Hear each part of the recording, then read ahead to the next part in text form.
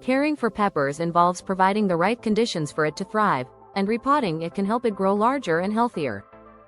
Root-bound signs, watering issues, stunted growth, a plant appearing top-heavy, soil drying out quickly, and a plant that is dropping leaves or producing smaller than normal leaves may signal repotting.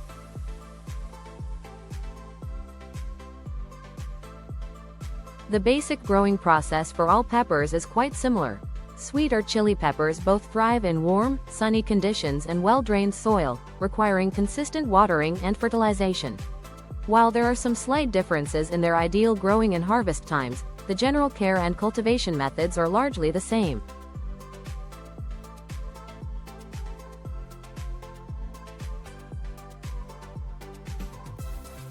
Here is a quick guide to growing peppers. I am going to show you how to repot a bell pepper plant. I am going to water the red bell pepper plant 2-3 hours before repotting. Moisten the soil with water so that it will be easier to remove the plant.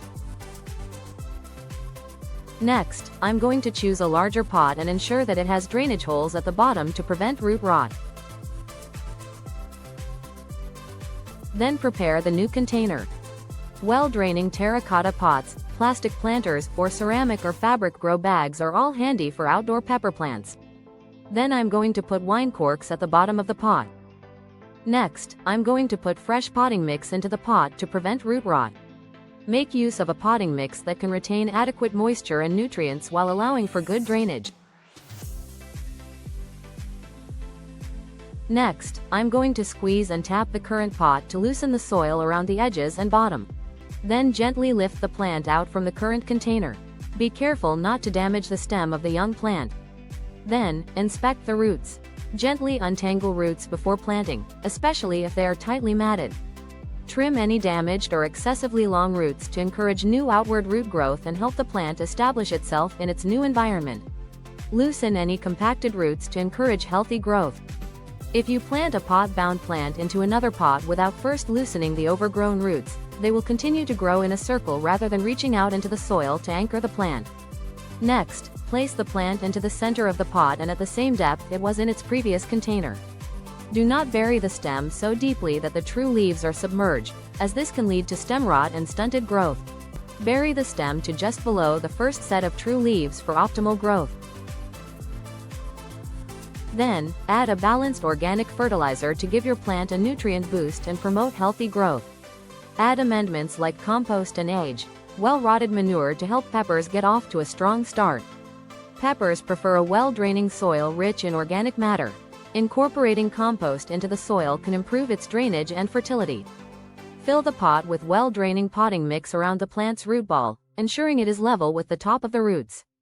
After that, gently press down on the potting mix to support the plant and help the roots settle. To eliminate air pockets, press the potting mix down. Then, to make watering easier, leave a gap of 1.5 inches from the top. Water the newly transplanted plant well by using a syringe or a watering can to settle the soil around the roots and help the plant establish. Water at the base and not overhead to prevent any fungal diseases.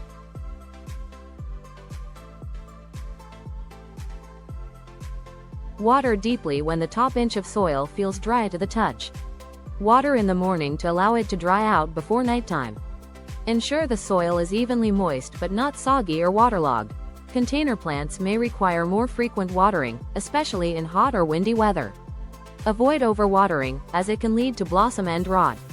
Peppers generally thrive in slightly acidic to neutral soil, with a pH range of 6.0 to 6.8 being ideal. While they can tolerate a pH as low as 5.5, the best yields and plant health are typically achieved within this slightly acidic range. Then place the newly repotted plant in a partially shaded spot for the first few days to avoid transplant shock. Common symptoms include wilting, yellowing leaves, leaf drop, and slowed growth. Transplant shock is a temporary stress response in plants. Let it adapt to its new environment before moving it to a more sunny location. Provide extra care and water until it adjusts.